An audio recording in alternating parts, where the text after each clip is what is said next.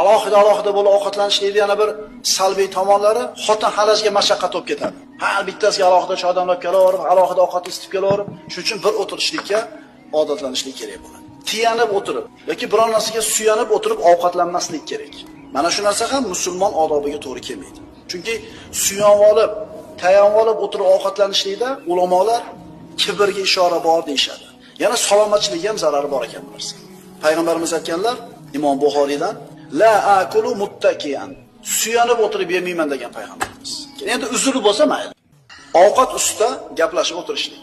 Ovqat ustida gaplashib o'tiramiz biz. Endi albatta gapirish ekan deb to'g'ri kelgan gapni gapira olmaymiz. Foydali gapni gapirishimiz kerak bo'ladi. Chunki payg'ambarimiz sollallohu alayhi vasallam ovqatlanib o'tirganlarida sahobalar bilan gapiradi. Endi agar jim o'tirib ovqatlanish bo'lsa-chi, hamma jim, taqir-tuqur yeyapti. Xuddi kim birinchi yeb bo'lishlikda musobaqa o'ynaganga o'xshaydi. Bundan tashqari alohida o'tirib ovqatlanishlik birodarlar uydagi barakani ketishiga sabab bo'ladi. Masalan, bir tovoqning ustida odamlar qancha ko'p jamlansa, Alloh taoloning barakati shuncha ko'p yog'adi. Alloh shuncha rozi bo'ladi.